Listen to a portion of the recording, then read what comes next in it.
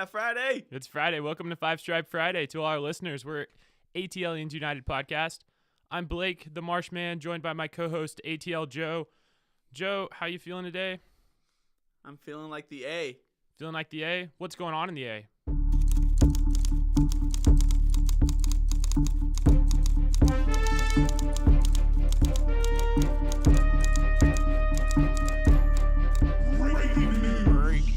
Give me some news. Get news in Atlanta. We need it. Got some great weekend coming up.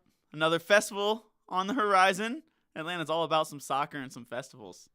Inman Park Festival. Very fun festival. Arts, crafts, music. Arts and crafts. Yeah. It's a lovely festival in a wonderful little neighborhood tucked into Atlanta. Go check it out. I had fun there. I've been there the past couple years. Ride your bike up there. They got a little bike valet. The bike valet is clutch. I've used it before. Yeah, live bands playing all day. Our producer, Britt, her band's going to be there, Moody Hollow. Stop by. She's playing at 11:30. They're going to be a little preview for the game, and then she's not going to make the tailgate in the game with it like us, but she'll go right on over to Brew House and watch it as a live watch party there. So go check out. If you didn't get tickets to this game, check it out at Brew House. Woo! Yeah. Other news. We won 2-0. We won the game. We beat Zlatan Galaxy. Zlatan who? Oh, yeah. I mean, it's called the Zlatan Galaxy, but I don't even think Zlatan played in the game, did he? Yeah, we missed Zlatan that game. I think he was still on the flight back from our show. He got delayed somewhere on his way back to L.A. after appearing last week. We were trying to be very California-friendly, wearing parley kits. Is that how you say it? Parley? Parley. Parlay? I don't know. There's a huge outrage all over the internet about this because they keep pretending to have them in stock and then they sell out before they're actually in stock. It's like the mythical parlay kit. Did you go up to Mercedes-Benz Stadium? They opened at 10 a.m. to give some jerseys out. No, I'm not going to wait in line for a jersey that we wear one time ever. I wanted to go up there, but I had a soccer cool jersey. Yeah, did you see the numbers stayed on very well? Good adhesive. Ask Jeff Lorenowitz. What number did he become? Because one. He went from 18 to 1. Brad Guzan and Jeff Lorenowitz became the same. They were all in one, number one. I wonder if technically the ref was supposed to send one of them off for having, you can't have duplicate numbers on the field. That would have been an interesting red card. That would be a crazy red card.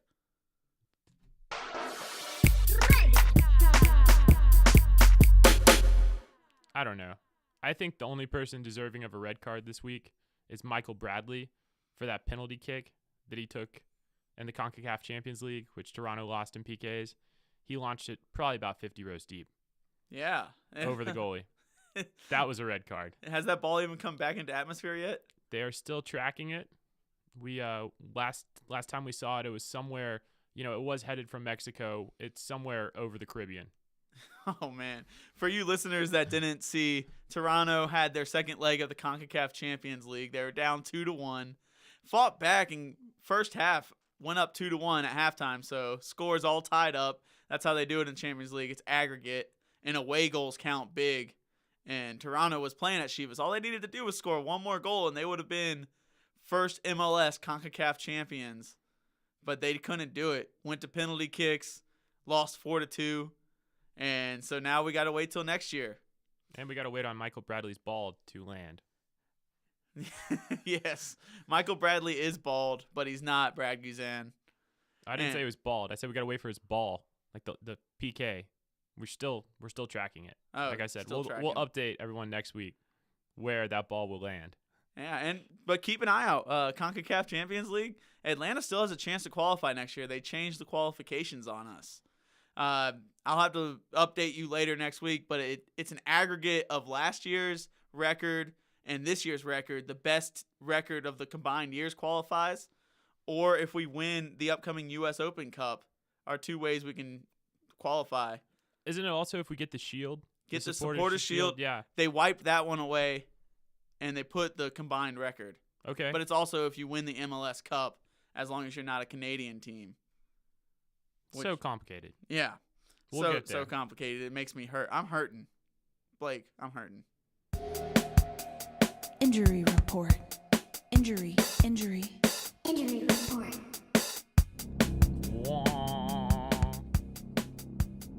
Joe, are you actually hurting? No. Are you back on the injury report this week? I'm fine. I just wanted to ask you what's hurting. Okay, so no accidents this week. You're in the clear for right now. Yeah, I made it off the bench. I came to the game.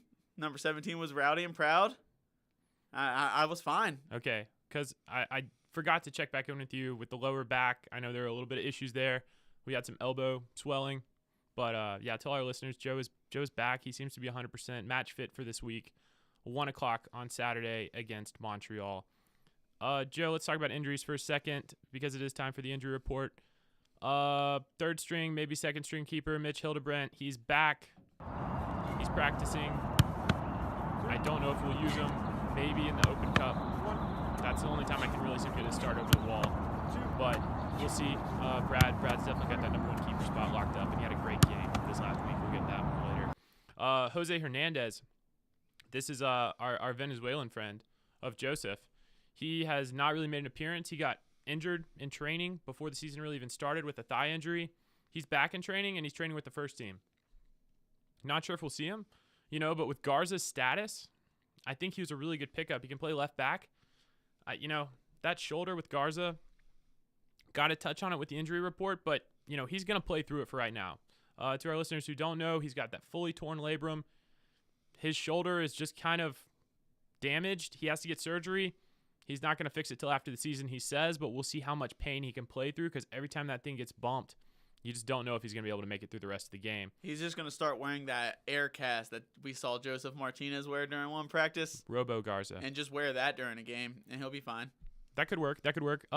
Biggest news of the injury report is that Tito is back to full training. So Tito Vijaba is back. Atlanta's king of the pitch is back, and I don't know if we'll see him for a full 90 this week. We can talk about that later as well, but it's just good to have him back in full training. We're nearing full strength with our key players, and it's exciting stuff. So good news on the injury front. Joe's healthy. The team's fairly healthy. Enough with injuries. Let's talk about the match.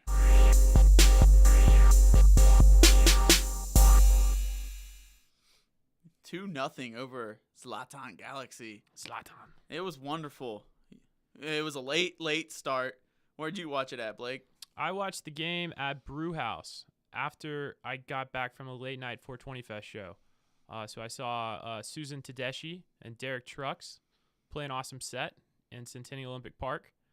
And I got a little ride over to Brewhouse to catch the game. And then my phone died, so I couldn't get an Uber home. So I had to walk over to my friend's house and got an Uber from there. But thankfully, they live in Inman Park, really close to Little 5 Points, so I was able to charge my phone up. But awesome game. Yeah, and, really back and forth game. It was exciting to watch. We got a couple goals, but not as many as I was expecting with as many chances that we had. We really dominated the game. The ball was in the final third most of the game. Joseph missed a penalty. I didn't expect that to happen. On a week that MLS tied the record of most goals in a single week of MLS history, Joseph could have put him over the top with his penalty goal, but he didn't. Who played well? Miguel Almiron. Did you like how he played this week? I thought Miggy played great, mainly because he touched the ball with his right foot twice. And that's just unheard of. He made two passes with his right foot. That's 2 times more than any other game this season.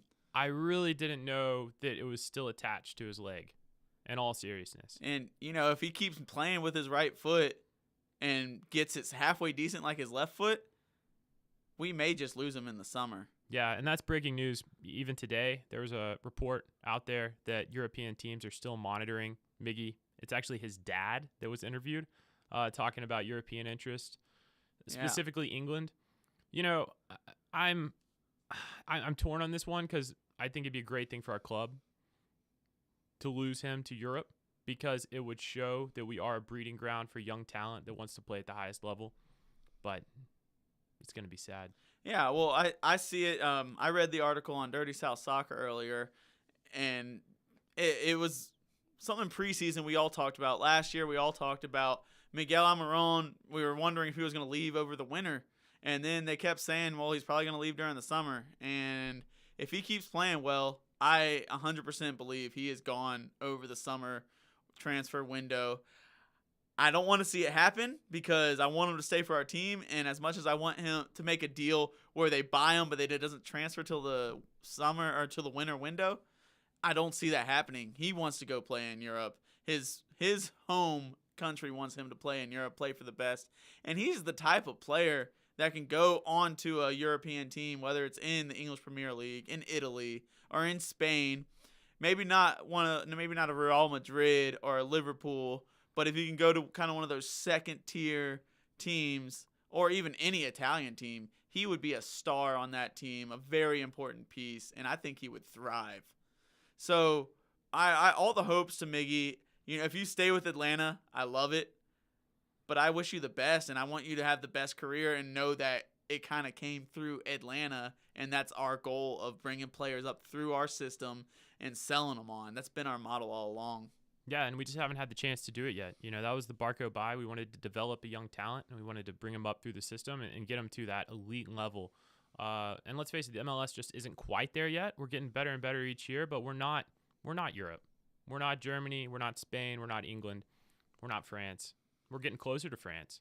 Even Patrick Vieira, the NYCFC coach, who's been rumored to be possibly taking the Arsenal job in other news, he said that, you know, the MLS is getting up there with France. So, you know, Miggy, I think it still might be January before we lose Miggy. I think he might give us the full season, wait till that January transfer window, because I think he wants to bring a cup to Atlanta, personally. That'd be wonderful, and that's what we're all going for. And another guy who's been to Europe and had a great game, has had a great start to the season, is he's big. He's bald. He got another clean sheet. Oh,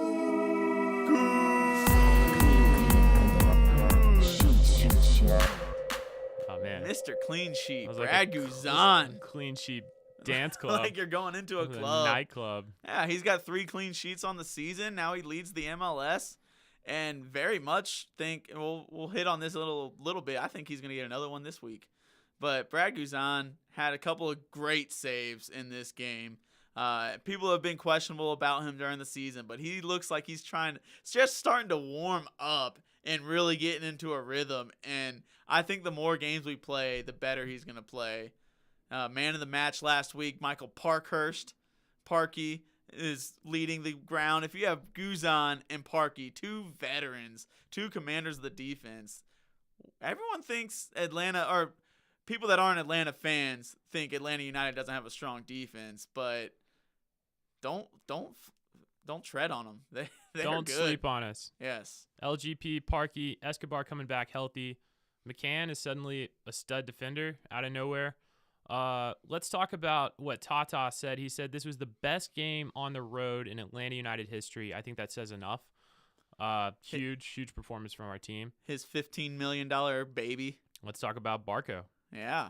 Barco came back. He did, and he looked great. He played like we all wanted to see him play. He was creating chances. He was making some awesome passes, playing people through. Wonderful Barco. I'm just He's excited. finally Barco's back. Don't you have a song about that one? I do. Can you hit it? What do you want me to hit? Give our audience. This isn't from the studio. We just have a little sound clip right here. It's Barco, come back. You can blame it all on Miggy. We were trying, but we just can't live Blake, without you. Blake, tune it down. I tried. Tune it down. I was just off tune. Maybe I should help you out next time. Can you help me out? But Can we try it one more time? I don't really want to sing that. Oh, man. Is a little Barco come back? Yeah, we talked about this to last the week. ATL? I was just off tune. Like, let's do it. Yes. Barco is back. Barco are you ready? is Are you back. ready? Like 1, 2, 3. Barco is back. ATLUTD. We were winning, but we just can't live without you. Yeah, we got to have the whole stadium singing that. How do you feel Barco about is back. I think know. you're pushing it. Yeah, I'm forcing it. Yeah, it really makes me. I think I need a beer. Beer of the week. Every week. Yeah, that was rough. That was a rough song. That was rough. It's plenty of time to go into a beer. I just wanted to. I'm sorry to our listeners' ears and eyes. Well, this week we got Reformation, Reformation Brewery, Haddy. I'm going to borrow this spike again. Michael Parkhurst was kind enough. He came to me after the game and said, yeah, they still give us spikes on road games. And he gave me this spike, so I'm going to go smash it in. Thanks, Barky. Get a little ATL chant. Ready? ATL! Reformation.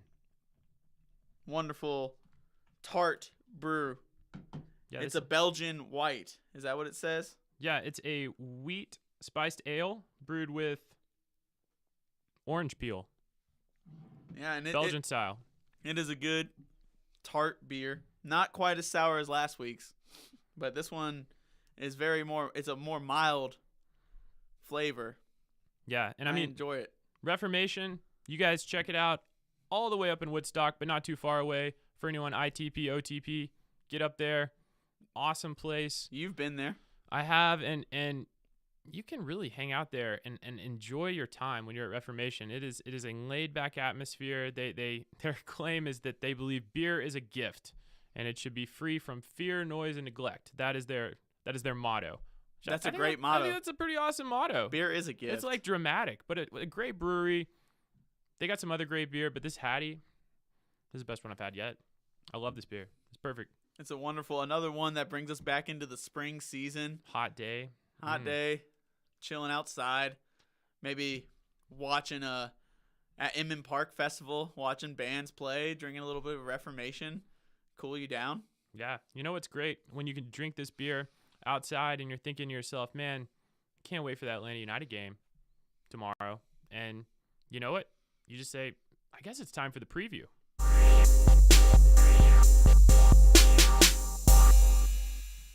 It is time for the preview.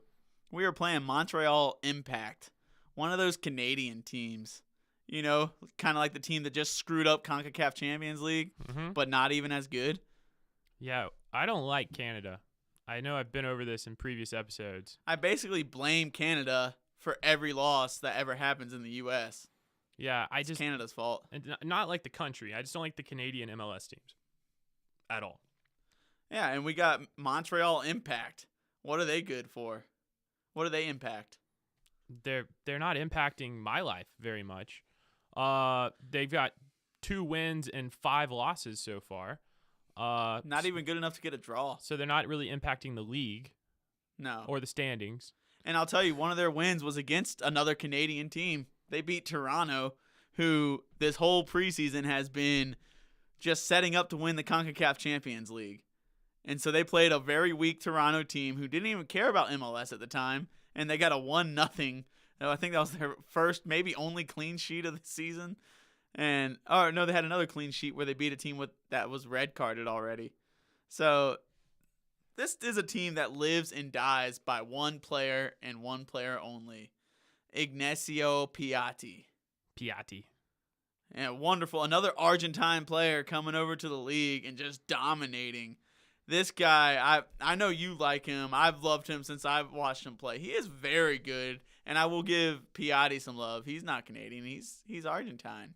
And he came over. He had a hat trick last week, even when they were red carded down. I'll go ahead and tell you, they lost last week. They went up 3-0 or 3-1.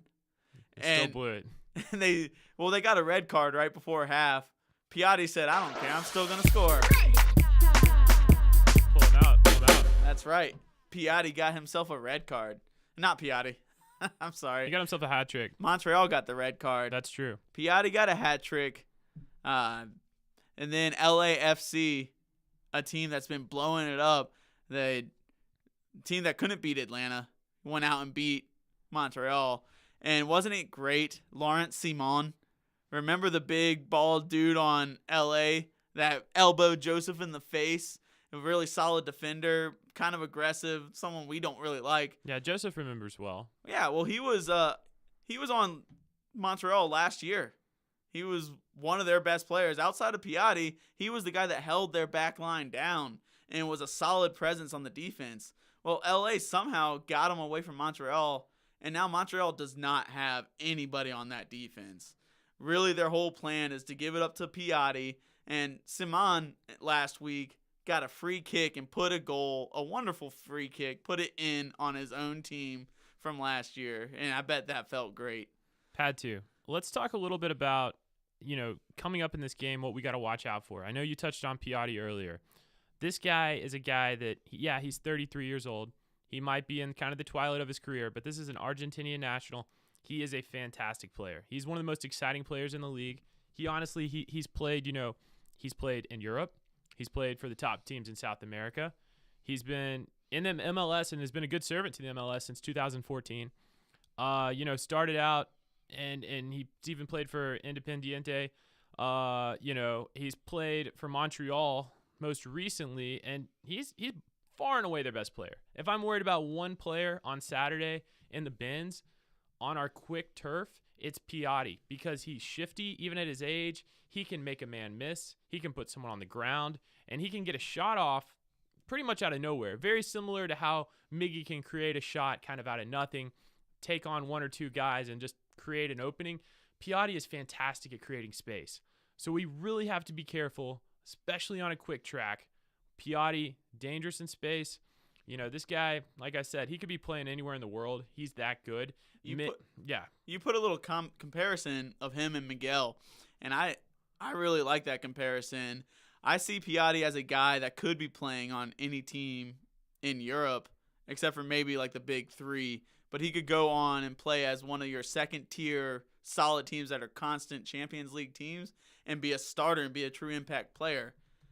But he chooses to be in MLS. But I see a very good comparison with Miguel Almiron, who's a guy who wants to be in Europe. And I think he is very much like Piatti, and he can go to one of your big teams in Europe and be a true star. That's a really good comparison to see those two players, and both South American style, smaller guys, but really quick, really great on the ball, can create something out of nothing. That's a great one-on-one comparison. And he's still so quick for his age. I think that's what I'm most excited about. I love going to the games. I love getting behind our team, but I also love watching world-class players. I think Piatti is not world-class, but his speed is something else. Even at his age, he's quicker than most people on the field. Like I said, at Miggy's age, this guy was making people miss and running past people just like Miggy. Excited to watch him on Saturday, but if they had one other player outside of Piatti to watch out for, they've got this young Chilean attacker, Vargas. And he came out of Chile. He's trying to make it onto Chile's national team. Chile's coming out of their golden age where they just had amazing player after amazing player come up. You had Vidal. You had the guy, Arsenal's guy, went over, now plays for Man U, Alexis Sanchez.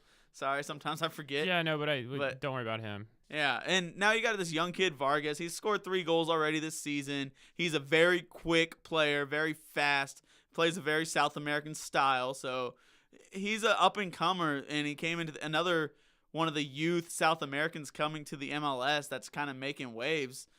Don't tread on him either. He's a wonderful player. So outside of those two, I think it's going to be a very dominant Atlanta possessing the ball and keeping the ball away from their attack so that high press is coming in. It may even be time to just bring it up. Talk about Tata's tactics. Think so.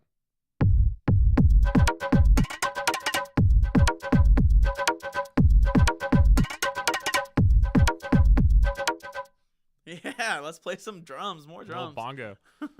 I'm all for what we've done with the 3-5-2 so far while we're talking tactically.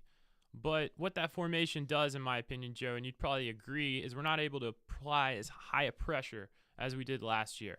Our team is not pressing as high up the pitch. We're leaving 3 at the back instead of, kind of that center defensive midfielder dropping into the third center back role while everyone presses up like we did with 4 at the back. I'm a little bit concerned, that we don't necessarily have the right players to always have a 3-5-2 with everyone healthy. If we get Tito back in the game and we got Barco back healthy, we haven't seen a full strength Atlanta United yet. Barco finally came back, which I won't sing the song again, but thank you. Tito was hurt. So now if Tito's healthy, I think the big discussion has to be, okay, 1, who's the odd man out? Right. If Tito's 100%. And then 2, what does our defense look like moving forward with a healthy team? Well, Tito is back this week. He back in training. That doesn't necessarily mean he's starting. True. I don't think he's going to start this week. He'll probably come in. And last year, Montreal beat us first game. Second game came back to our stadium, and we torched them. Tito Villalba had one of his best games in that game. He had a goal, much like the goal he scored against Orlando, and a rocket from the left side of the field into the upper 90. He had a very similar goal, and he was all over the field that game. So if he doesn't play, Montreal is kind of like saying thank you to that nasty hamstring injury. Very true. But Tito's on the bench. That 3-5-2 has really been working well for us. And that's what we did last week. I know Tata really wants to go that 4-3-3, 4-2. 4-3-1-2 maybe. Whatever. It's a 4-3-3 in all sense of the word. But he wants that formation eventually. And I really do think if we go back to that, Gressel moves down to that right back. With you still have LGP and Parkey and Garza on the other side. That's kind of the formation going forward with Larry playing that center defensive mid, Nagby box to box, Miggy center attacking mid, and then you got Barco, Tito, Joseph up front as a 3-prong attack there. Yeah, that sounds terrifying for defenses. That sounds amazing, and I think that's what we're going to build towards. But this game, Tito is not going to play. He's going to be on the bench. So you stick with what we did last week. You got 3 in the back. You got Gresselmania still playing that wing back, manning the wing. You still got Barco playing up front, playing that free-floating striker. Second striker role. Sitting behind Joseph, who cherry picks way up front, stays on the offside line. Right. And then you got Miggy with a bunch of space on the left side all over the place. And another player who's playing outside of his mind is Chris McCann on the back line. I know I'm jumping all over this formation, but Chris McCann last week, he basically had Zlatan Ibrahimovic inside his pocket the entire game. He even crossed Zlatan up. Do you remember when Zlatan tried to steal the ball from McCann, and he just touches the ball to the right side, and Zlatan fell down and almost is he on the injury report this week for breaking his ankles? I think so. Zlatan doesn't fall, When Zlatan falls, the whole galaxy shifts. Yeah. The ground shook, and Chris McCann dribbled away with the ball. But, McCann is a guy, I hated on him. I've criticized him. He's proven me wrong. I did not know he was a center back until this year. He didn't know he was a center back until this year. He's played great. He's played great. There's been a bunch of great players that have played amazing games. And then there's some players that are not coming up to expectations. Blake, I want to talk about some of the players' stock. We got a bunch of subs. You got stock up, stock down. I'm going to give you a list of players, and I'm going to let you comment first. Let me know, do you think their stock is up? Are they going to be playing more? Or are they going to be seeing more of the bench? Let's go ahead and start out with Romario Williams. A guy who scored a goal a couple weeks ago, but he's only been a late game sub. Do you think his stock is up or down? I think Romario's stock is up. I think, obviously, I didn't hit on it in the injury report, but we got to address it. Joseph still has a banged up paw. He hurt it in the game, rolled around on the ground for a little bit because he accidentally hit another player with his hand, reacting to something. Joseph injury history is not great. I think Romario has solidified that backup striker spot. I think if anything happens to Joseph, or if we take Joseph off in a game, and I think for cup games, Romario is our number 2 striker without a doubt right now. I know there was some debate before the season. That's the reason I'm saying his stock is up. That maybe Vasquez was our backup striker. Maybe someone else could sneak in there. Maybe Tito, he played a lot of striker for us last year, would be that backup striker. I think it's got to be Super Romario Williams right now, and I'd say stock up. Yeah, that's a great point. I mean, Tito, again, he's injured. He's got that hamstring. You don't necessarily want to rush him in, and you got Romario playing pretty well right now. Won a penalty. I forgot to hit on that. He won a penalty against LA. They kind of clinched the game for us. And he won a free kick earlier, too. So I agree with you. Stock up on Romario. How about another player that's gotten into a lot of games, Kevin Kratz? I love watching Kratz play, and I'd give him stock up as well. I think Kratz is he's proven that he can take set pieces and dead balls incredibly well. He's a free kick master. The supporters section is chanting for Kratz when we get a free kick close to the box. So I love Kevin Kratz. I love what he brings. He's a little bit older, not as quick as he once was, but his touch and his skill in dribbling past defenders has been amazing for me to watch. I just think he's a perfect midfield sub or a perfect midfielder in case someone goes out with an injury. Because let's face it, Larry, Nagby, Almiron, knock on your wooden hammer. We've been very lucky this year that our midfield has stayed intact so far. But, you never know what could happen. And I think Kratz is the first midfielder up, along with Romario being the first attacker up off the bench. I think both their stock is up. Those are two good players to mention. And Tata Martino has a history of liking a certain select few people and continuing that lineup.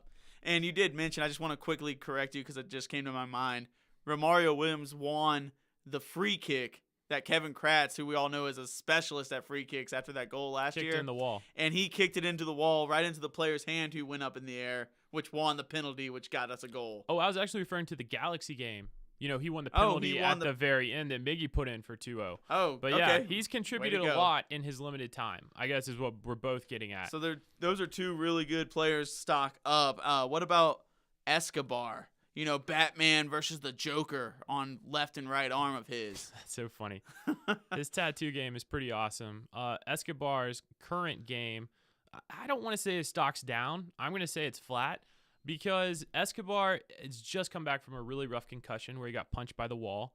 Mr. Clean Sheet, the Goose. Guzan. Nailed him in the head. Yeah, and he's been flat. You're right. But he hasn't started. He got knocked out of 2 games. He finally came back to training. And last week I was fully expecting to see him, and he didn't start that game. So it's kind of up in the air. I'm saying his stock's down and really only because Chris McCann is playing so well. McCann's playing so well, and like you said, if we switch back to the 4-3-3, Garza's playing really well. Garza's playing great. So would you put WrestleMania is playing outside of this world. That's true. What I was hitting at is Garza on one, side of the back is not going to be taken out. So at right back, it's pretty much between Escobar and Gressel, I'd say. And nobody wants to see Gressel leave the lineup at the moment. Gressel he's WrestleMania. Arguably not just the player of, the season for our team. He's arguably the player of the season at MLS this year so far. And he's in the conversation. We're talking guy won Rookie of the Year last year. I think he's playing elite.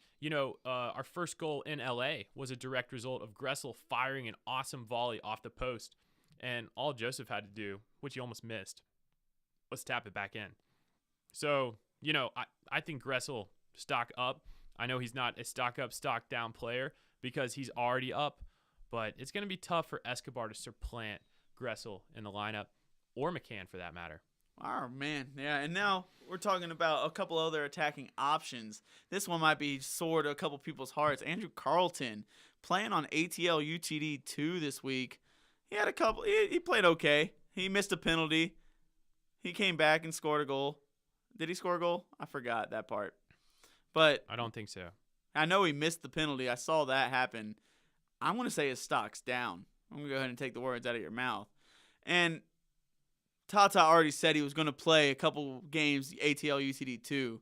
But you know what? Everyone wants to see this kid play on the first team.